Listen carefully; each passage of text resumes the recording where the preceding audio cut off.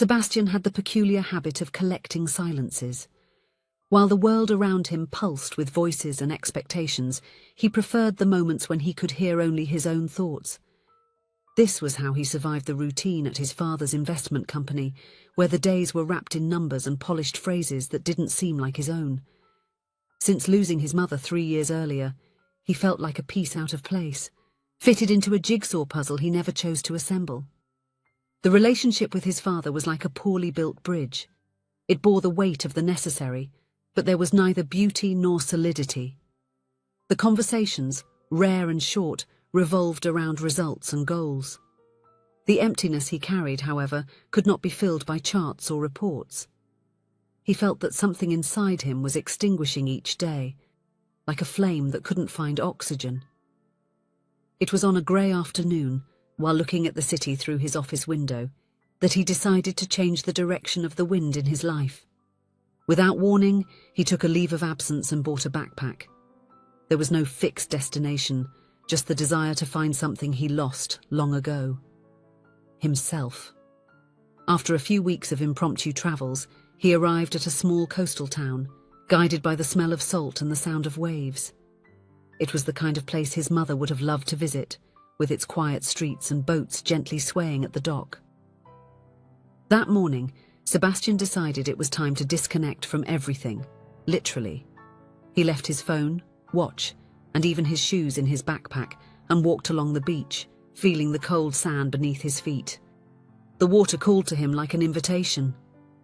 Without thinking, he ran into the sea and let the icy waves envelop him. For a brief moment, he felt something close to the freedom he so longed for. When he returned to the sand, however, reality hit him like the undertow of the sea. His backpack had disappeared, taking with it his documents, money, and any trace of his former life. Alone, barefoot, and directionless, Sebastian wandered through the city. Then he saw a small restaurant, the entrance just a little door, where a young woman with brown hair tied in a ponytail smiled at the few customers. There was something about that place, and that young woman that made him stop. And unknowingly, his journey was just beginning. Claire, at 25, was the beating heart of that small and simple restaurant, but carried a burden that seemed much heavier than her shoulders should bear. Even before the sunlight touched the windows, she was already in the kitchen, preparing fresh pasta and organising supplies with almost choreographed precision. Her life was a delicate dance between keeping the business alive and caring for her father, whose health was slipping away like sand through fingers. That afternoon, while stacking trays and casting a worried glance at the almost empty cash register, a stranger crossed the threshold of the restaurant. He was barefoot, with wet clothes clinging to his body, and an expression caught between despair and hope. Claire stopped what she was doing, studying him for a moment. "Lost something?" she asked, her voice carrying more curiosity than suspicion. Sebastian, a bit hesitant, explained his situation. The account was simple, almost dry, but the words bore the weight of something greater. He was left without money, without documents, and without direction. He could have told the truth, that he was the son of a successful businessman who had left home to escape the suffocating life his father had planned for him. But something about that small town, that simple restaurant, and the woman in front of him made him hold back. He didn't want her to see him as just another rich man seeking an adventure to soothe his own guilt. He wanted to be seen for who he really was, or at least for what he was trying to discover within himself. "I am living in the city shelter. I lost everything," he said, his voice sounding lower than he intended. It was a half-truth, but loaded with intention. He had lost everything that mattered to him, his freedom, his identity, the connection with the mother who had always encouraged him to seek life beyond numbers and business.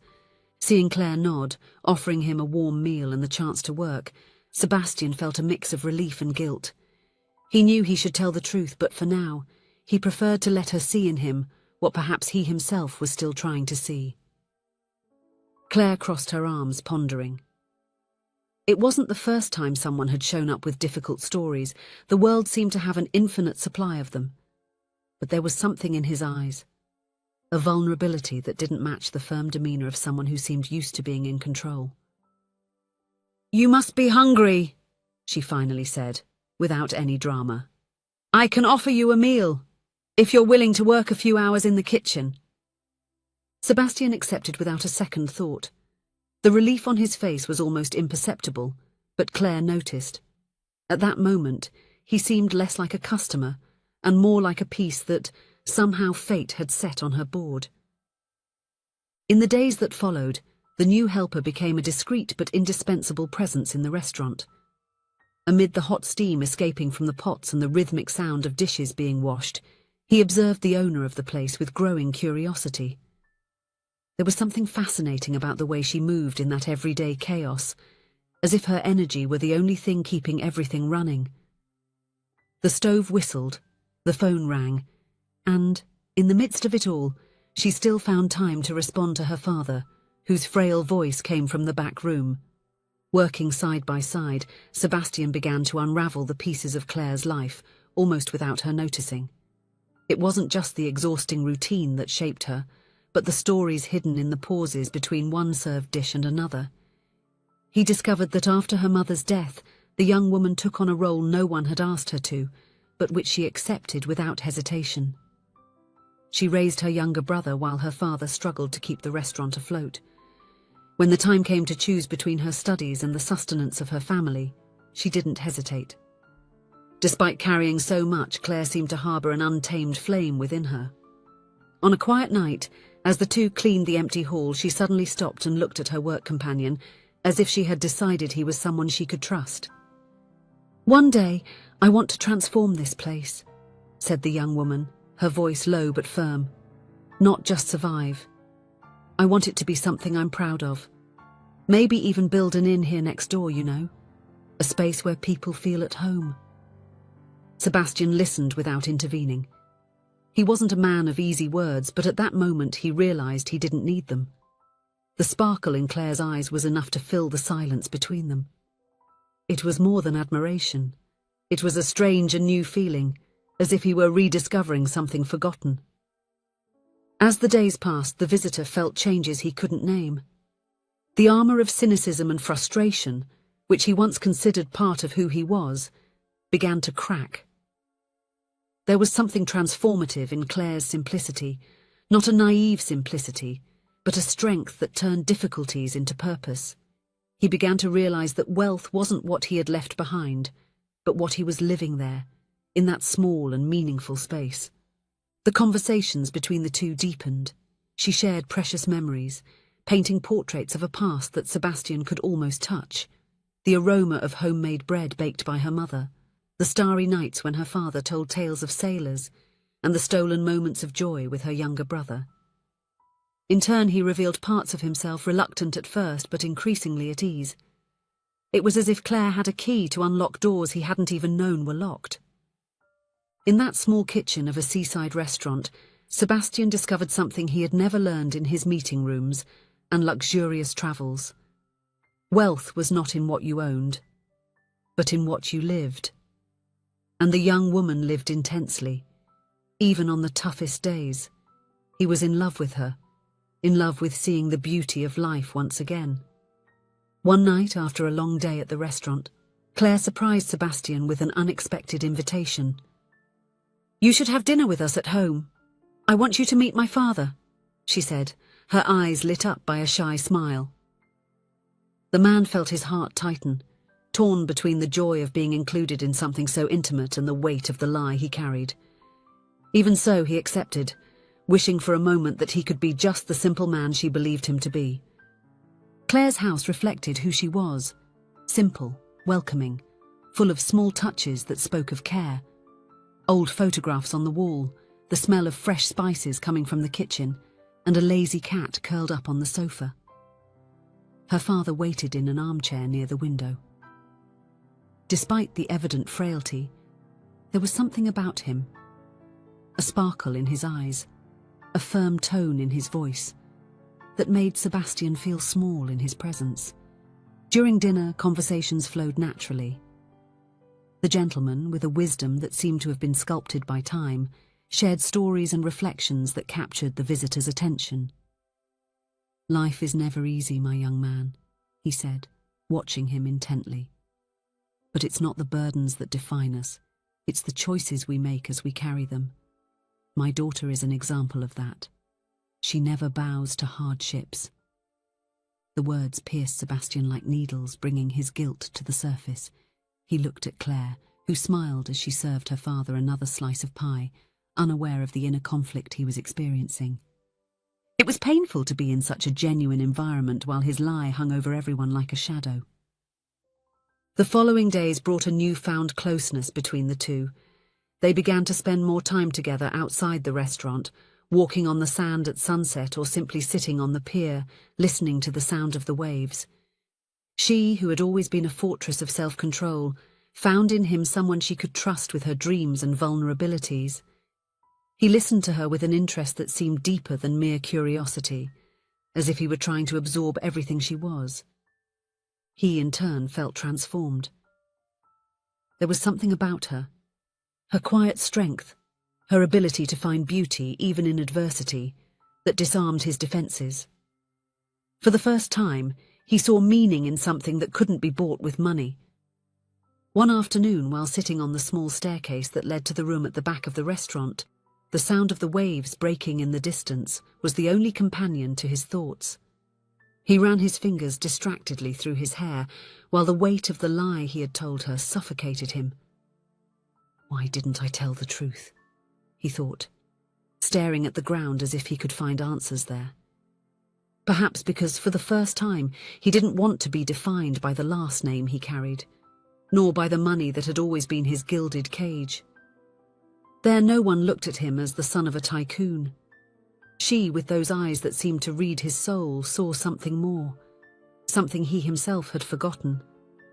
But how long could he sustain that? The guilt settled in like a growing shadow, threatening to swallow the moments of peace he was beginning to find.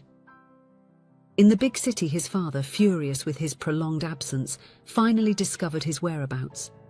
Determined to bring him back to the real world, he drove to the small coastal town. The arrival of the luxurious and gleaming car caused an immediate commotion among the residents. He was helping to close the restaurant when he saw the vehicle park in front. His chest tightened. The man who got out of the car had an imposing presence, but his face was contorted in anger. "Sebastian, what nonsense is this?" shouted the father, his voice sharp enough to silence any conversation around. "Leaving everything behind to play the labourer in a place like this? Have you lost your mind?" Shock took over her. She looked at him, then at the furious man, trying to understand. "What's happening?" she asked, her voice faltering. He tried to speak, but his father didn't give him the chance. "He lied to you, young lady. My son has a life in the big city, full of luxuries and responsibilities that he simply abandoned. Pretending to be poor? What a joke!" The words echoed like gunshots. She took a step back, her gaze wavering between confusion and hurt. "Is it true?" she asked quietly, as if she already knew the answer. He swallowed hard, but the truth was now raw and exposed. He tried to explain, but every word seemed to scratch the heavy silence between them. She shook her head, her eyes shining with tears she refused to let fall. "You had no right," she said, her voice firm despite the tremor, "to pretend to be someone you are not, to make me believe that you shared the same struggle." And then, like the waves crashing against the pier every night, the connection he had felt so deeply began to unravel before him. "Did you lie about everything? Pretended to be in a shelter while there are people truly in need in this city?" he questioned, tears in his eyes. "I trusted you. I opened my life, my home, my heart." He tried to get closer, but she stepped back. "Please, go away. I don't want to see you anymore," she said, turning her back and entering the restaurant. Devastated, he returned to the big city with his father. In the days that followed, he couldn't stop thinking about her and how much he had hurt her. He realized that in his quest for meaning, he ended up causing pain to someone who truly cared about him.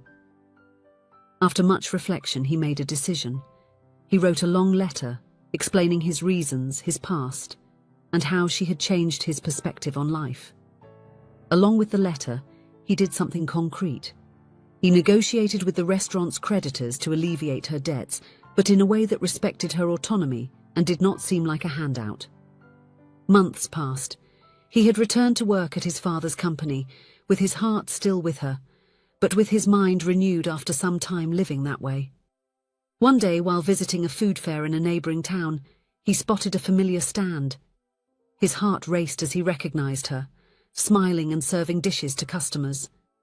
Her restaurant seemed to finally be thriving. With hesitant steps, he approached. She saw him and for a moment was paralysed. He took a deep breath and spoke. "I know I don't have the right to be here, but I needed to see you. I want to apologise in person for what I did. I understand if you don't want to see me or talk to me, but—" She interrupted him. "I read your letter. Several times, actually." The silence between them was filled with unspoken emotions. Finally, she continued. "What you did hurt me deeply. It took time for me to process everything. But I also can't deny that the moments we spent together were real for me. The feelings I had, that I still have, are true." He felt a spark of hope but knew he needed to be cautious. "I understand. I don't expect you to forgive me or trust me again. I just want you to know that you changed my life in a way I never imagined possible. You taught me the true meaning of strength, courage, and generosity." She looked him in the eyes, searching for sincerity in his words. After a moment, she said, "I can't promise anything. The trust that was broken doesn't rebuild overnight, but maybe we can try again. This time with honesty from the start." A small smile appeared on his lips. It wasn't a happy ending, but it was a new beginning. A beginning based on truth, mutual respect, and the understanding that the deepest connections are born from vulnerability and authenticity. As the sun set over the fair, they walked side by side, speaking softly. The future was uncertain, but both had learned valuable lessons about love, honesty, and the transformative power of a genuine connection. And that in itself was already a new beginning full of possibilities. If you enjoyed the story, please leave a comment with a rating from 1 to 5 to show how much you liked it. Also, watch the video that is now appearing on your screen. See you soon.